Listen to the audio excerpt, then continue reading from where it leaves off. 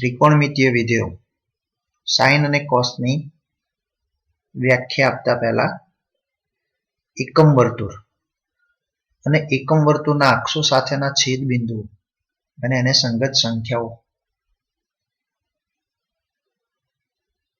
સ્પષ્ટ કરીએ.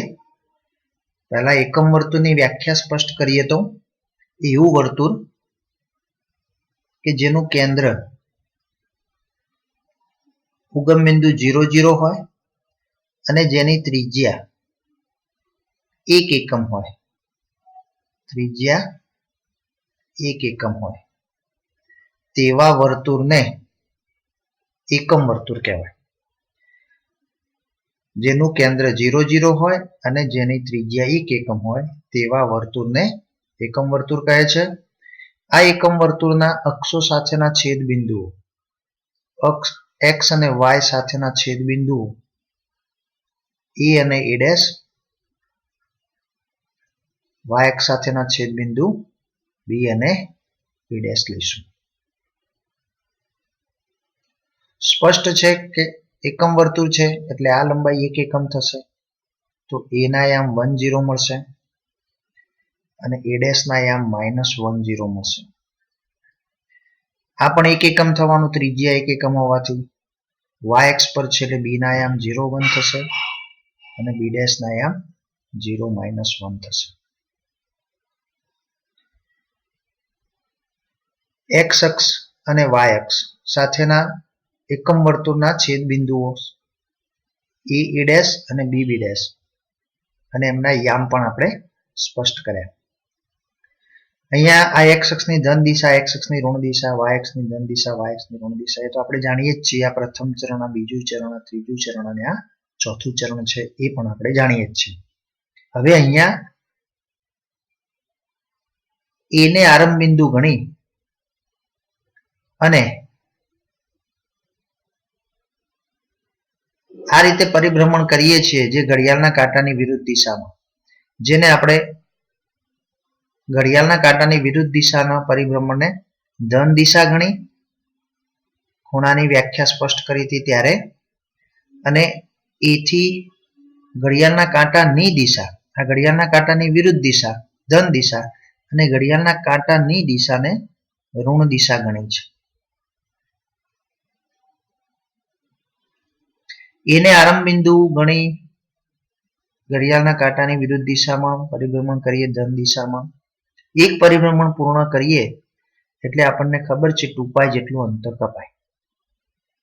એને આરંભ બિંદુ ગણીએ તો એને સંગત સંખ્યા 0 લઈએ, ઘડિયાળના કાંટાની વિરુદ્ધ દિશામાં એક પરિભ્રમણ પૂર્ણ કરીશું એટલે 2π જેટલું અંતર કપાશે, એટલે ફરી એને સંગત સંખ્યા 2π લખાશે.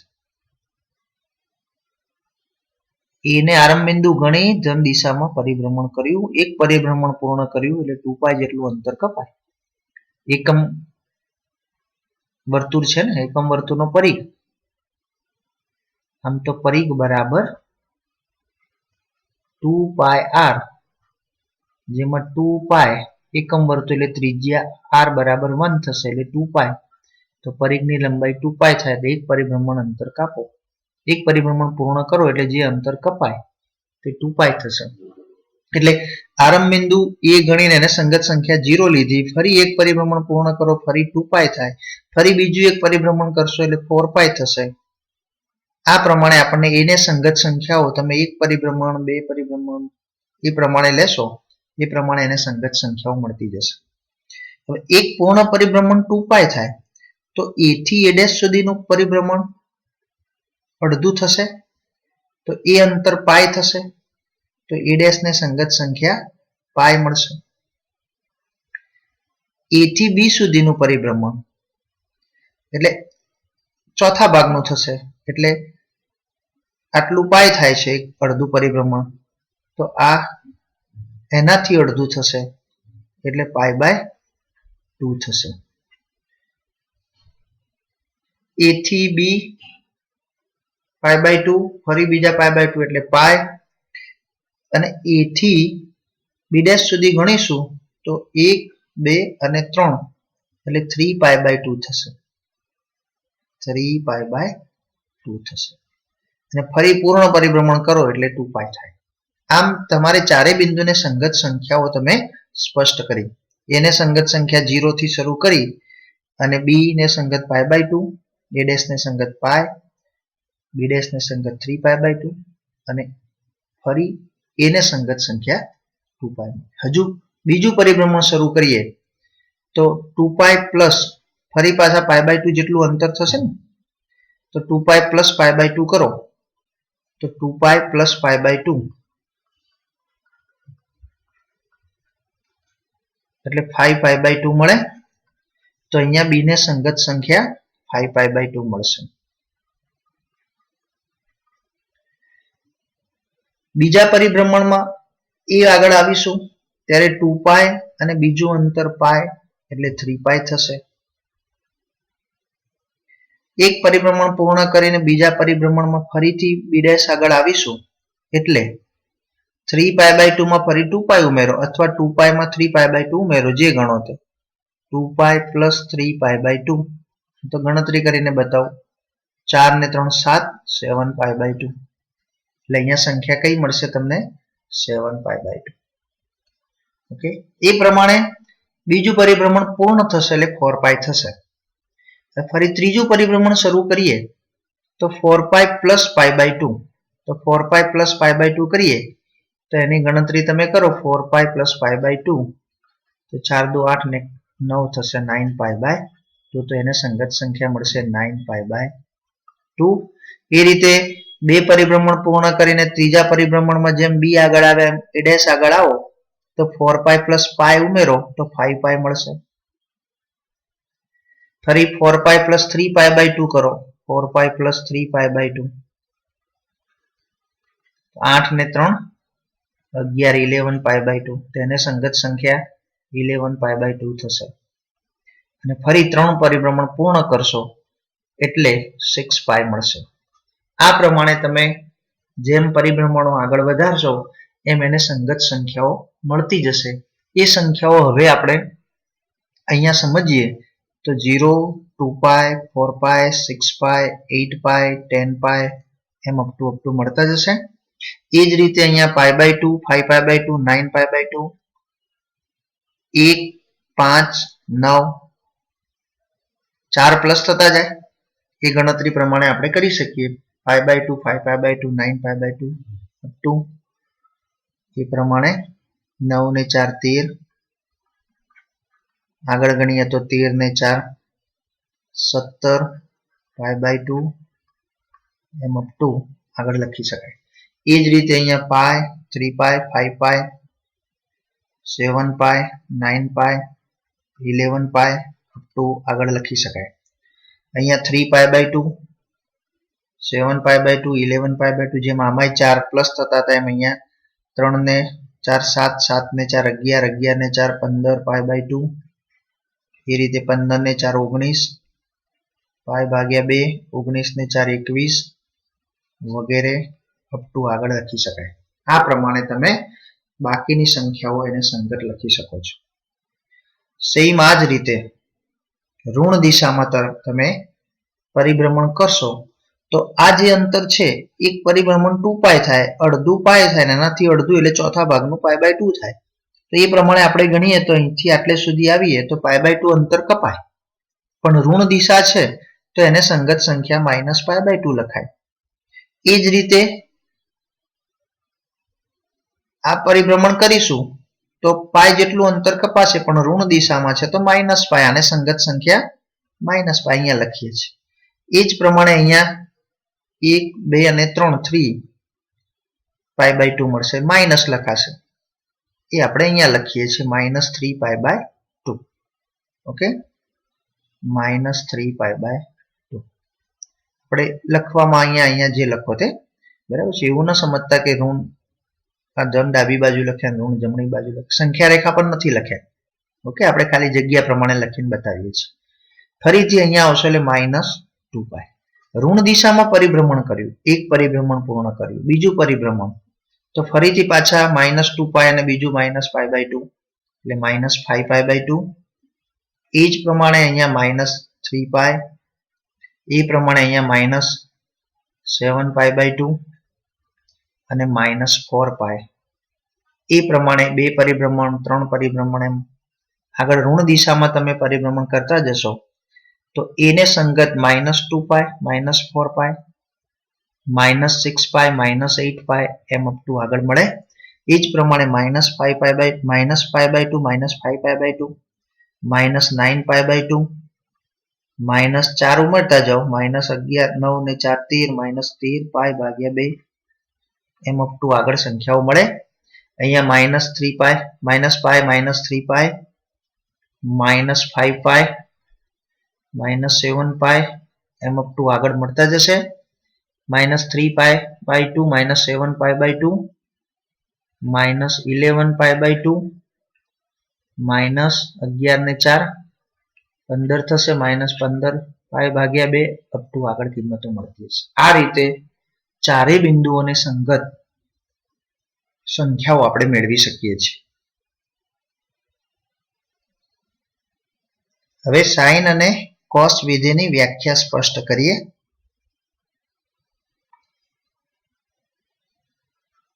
સાઇન અને કોસ વિધેય.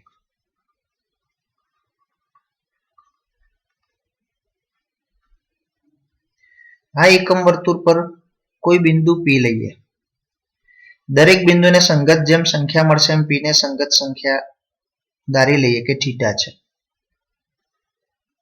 એ ને સંગત 0 છે 2 પાઈ છે 4 પાઈ છે 6 પાઈ છે અને પી ને સંગત સંખ્યા થીટા. અહીંથી આ ચાપની લંબાઈ થીટા છે. પી ને સંગત બીજી સંખ્યા થીટા પ્લસ 2 પાઈ થીટા પ્લસ 4 પાઈ થીટા પ્લસ 6 પાઈ. જેમ પ્રથમ રાઉન્ડ બીજા રાઉન્ડ ત્રીજા રાઉન્ડ પરિભ્રમણ કરતા જાઓ એ પ્રમાણે તમને સંખ્યાઓ મળે. આપણે પી ને સંગત સંખ્યા થીટા લીધી. સ્પષ્ટ છે કે એ થી પી ની ચાપની લંબાઈ થીટા છે. આ ખૂણો થીટા છે એ પણ આપણે જાણીએ જ છીએ. ચાપની લંબાઈને આધારે એ ખૂણો થીટા લખી શકાય. હવે આ બિંદુ પી ને સંગત એનો એક્સ યામ અને વાય યામ, એક્સ અક્ષ પર લંબ લો વાય અક્ષ પર લંબ લો એટલે એના યામ એક્સ અને વાય યામ આપણે પી ના લખી શકીએ છીએ. એક્સ યામ અને વાય યામ. ઓકે, અહીં બિંદુ પી ને સંગત એક સંખ્યા થીટા મળી અને એ જ બિંદુ પી ને સંગત યામ એક્સ વાય મળ્યા. આ પી ને સંગત સંખ્યા જે થીટા મળી તે આ વર્તુળને સાપેક્ષ પી ને સંગત સંખ્યા થીટા છે અને એ જ બિંદુ પી સમતલમાં છે એટલે એ બિંદુ પી ના સમતલને સાપેક્ષ યામ એક્સ વાય છે. આમ પી ને સંગત બંને કિંમતો મળે છે. થીટા મળે છે વર્તુળને સાપેક્ષ મળે છે અને યામ એક્સ વાય જે મળ્યા તે સમતલના ને સાપેક્ષ યામ મળ્યા. હવે આ દરેક બિંદુને સંગત આવી સંખ્યાઓ થીટા હશે, એમના યામ હશે તો આ જે થીટાનો ગણ થશે આ એક્સ યામોનો ગણ થશે. એ બંને વચ્ચેનો સંબંધ થીટાનો એક્સ સાથેનું જે જોડાણ કરીશું એ જે વિધેય થશે તે કોસ વિધેય અને આ થીટાનો જે ગણ છે તે અને વાય યામોનો ગણ છે તે એ બંને વચ્ચેનો સંબંધ એટલે કે થીટાનું વાય સાથેનું જે જોડાણ થશે એ વિધેય સાઇન થશે.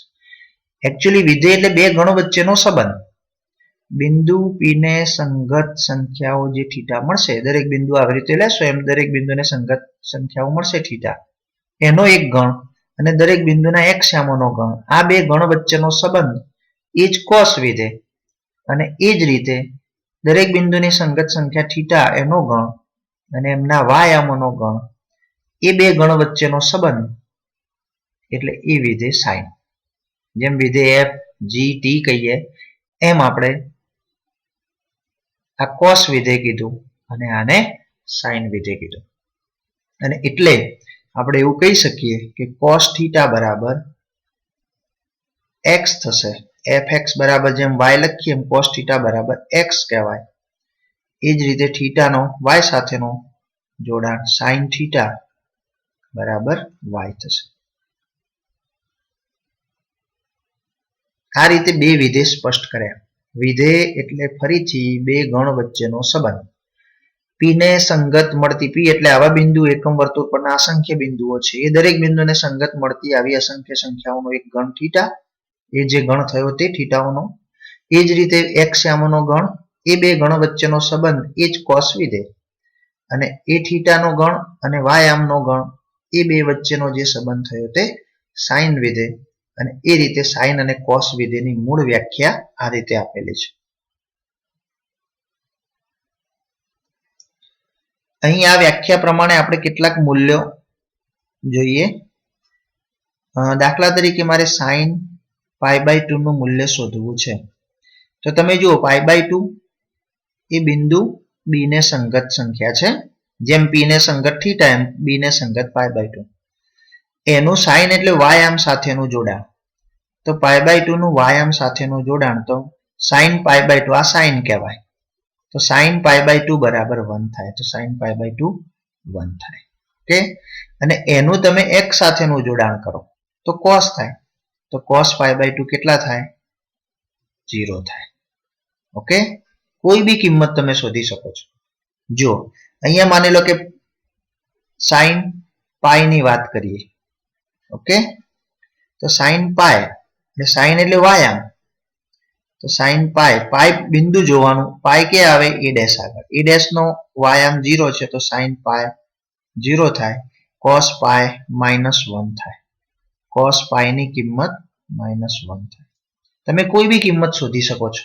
માની લો કે હું એમ કહું કે સાઇન 4 પાઈ, તો 4 પાઈ ક્યાં છે? એ બિંદુ એ ને સંગત. એમાં સાઇન એટલે કયો આમ જોવાનો? વાયામ. તો સાઇન 4 પાઈ કેટલા થશે? 0. cos 4 પાઈ તો x છે. આમ cos 4 પાઈ ની કિંમત 1 થશે. આ જ રીતે તમે કોઈ બી કિંમત લઈ શકો. cos માની લો કે 9 પાઈ, તો 9 પાઈ ક્યાં આવશે? તો તમે જો 1 3 5 7 અને 9, બરાબર છે. આ રીતે 9 11 આગળ મળતા જશે વગેરે, આપણે આગળ લખ્યા નથી. તો 9 પાઈ અહીંયા છે, તો બિંદુ એ ડેશ મળ્યું. બિંદુ એ ડેશ નો cos એટલે x આમ જુઓ -1, તો એનું મૂલ્ય -1 થશે. આ પ્રમાણે આપણે કોઈ પણ કિંમત શોધવી છે. માની લો કે હું એમ કહું કે sin 7π/2 આનું મૂલ્ય તમારે શોધવું છે. તો તમારે ધ્યાન રાખવાનું 7π/2 ક્યાં છે? તો 7π/2 બિંદુ બી ડેશ. બિંદુ બી ડેશ નો કયો આમ જોવાનો? સાઇન એટલે વાયામ, તો -1, એનું મૂલ્ય -1 મળશે. માની લો કે cos -3π/2 શોધવા છે. માઇનસમાં આપણે વિચારીએ તો -3π/2 ક્યાં છે? તો -3π/2 અહીંયા છે, બિંદુ બી. તો બિંદુ બી નો કયો આમ જોવાનો? cos એટલે x આમ જોવાનો. તો cos -3π/2 નો x આમ કેટલો થશે? 0 થશે. કદાચ વિશેષ કિંમત શોધવી છે. sin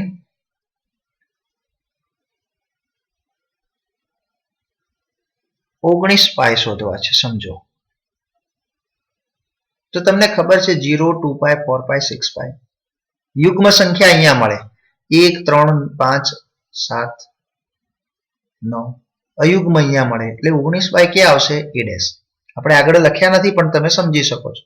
sin 19 પાઈ ની કિંમત લખવી છે, તો એ ડેશ બિંદુ થાય ને એનો વાયામ એટલે 0 કહી શકાય. હું એ રીતે કહું કે cos 50 પાઈ યુગ્મ છે 50, તો ક્યાં મળશે આપણને?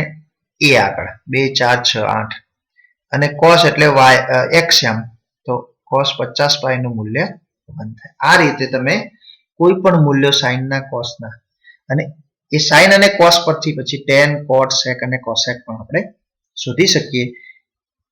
આ એકમ વર્તુળ, એના 4 બિંદુના યામ, ધન દિશા ઋણ દિશા, ચારે બિંદુને મળતી સંગત સંખ્યાઓ, સાઇન અને કોસ ની વ્યાખ્યા અને એના પરથી એના મૂલ્યો, આટલી કિંમત સ્પષ્ટ કરી. જ્યારે પણ તમારે સાઇન અને કોસ ની જરૂર પડે, એના મૂલ્યોની જરૂર પડે, તો તમે એકમ વર્તુળ પરથી આ રીતે સીધી કિંમતો મેળવી શકો છો.